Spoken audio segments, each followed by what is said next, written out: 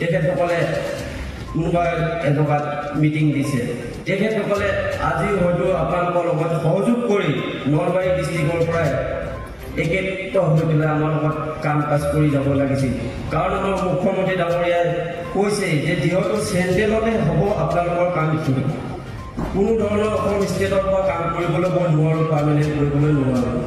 তেখেতসকলৰ যদি বিবেক আছিল, তেখেতসকলে আমাৰ নেশ্যনেল ৱেলফেয়াৰ এছ'চিয়েশ্যনৰ লগত চেণ্ট্ৰেলৰ যেতিয়া কামখিনি কৰিবই লাগিব, কাৰণ চেণ্ট্ৰেলৰ কামখিনি দিল্লীত অকল দিল্লীতেই হ'ব।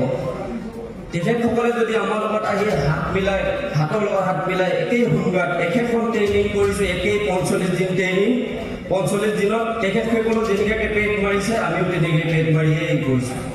কিন্তু তেখেতসকলে ভবা নাই 20 বছৰ গ'ল, 20 বছৰৰ পৰা গৈ পেলাই এতিয়া আমাৰ একো এটা উন্নতিৰ পথ দেখি পোৱা নাই। থাকিলে আমি হাত খাব দেখিছোঁ এনেকৈ ধৰণৰ 75 বছৰ গ'ল আৰু আমাৰ কাৰ্যকাল শেষ হৈ যাব।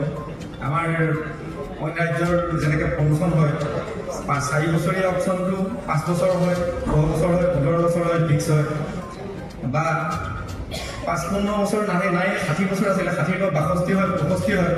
কিন্তু আমাৰ অসমত আপোনালোকে জানে পূৰ্বৰ পৰা আমাৰ বৰমূৰীয়াসকল আছিলেই, তেওঁলোক থকা অৱস্থাতেই আমাৰ 60ৰ পৰা 55 হৈ গ'ল, আমাৰ প্ৰমোশ্যন কৰি পেলালে, উন্নতি হ'ল।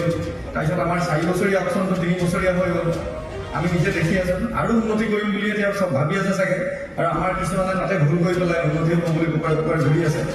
তাৰ প্ৰতিফল নিজেই পাব, সকলোৱে গম পাই আছে। আৰু নেশ্যনেল কমিটি আজি বনোৱা 3 মাহ হৈছে অসমত, বাকী অন্য ৰাজ্যততো আগৰ পৰাই আছিলেই। আৰু আমি যোগাযোগত কেইবা বছৰৰ পৰা আছিল, কিন্তু কমিটি গঠন হোৱা নাছিল অসমত। নেশ্যনেল ৱেলফেয়াৰ এছ'চিয়েশ্যনৰ অধীনত কাম কৰক। এতিয়াও সময় আছে, যিসকল অহা নাই তেখেতসকলক ওলাই আহিব কওক, সজাগ হ'ব কওক।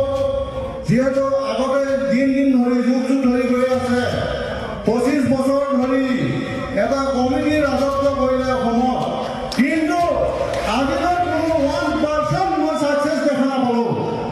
কিন্তু আজি নেশ্যনেল ৱেলফেয়াৰ এছ'চিয়েশ্যনৰ লগত 3 মাহ নহওঁতেই যিখিনি হৈছে সেইখিনি হৈছে কি সম্পূৰ্ণ শুদ্ধ নিকা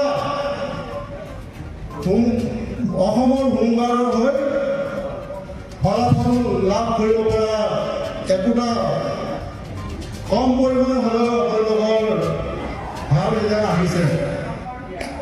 কিন্তু আপোনালোকে চাওক,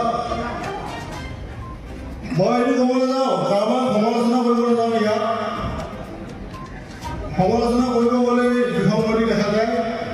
কিন্তু আমাৰ সমালোচনা কৰা সময় নাই, কিন্তু আমাৰ এটাই সময় আছে। আমি আমাৰ যি ন্যায় প্ৰাপ্য সমান কামৰ সমান অধিকাৰ, সেই আমি প্ৰাপ্য বিচাৰি যুঁজ দিব লাগিব।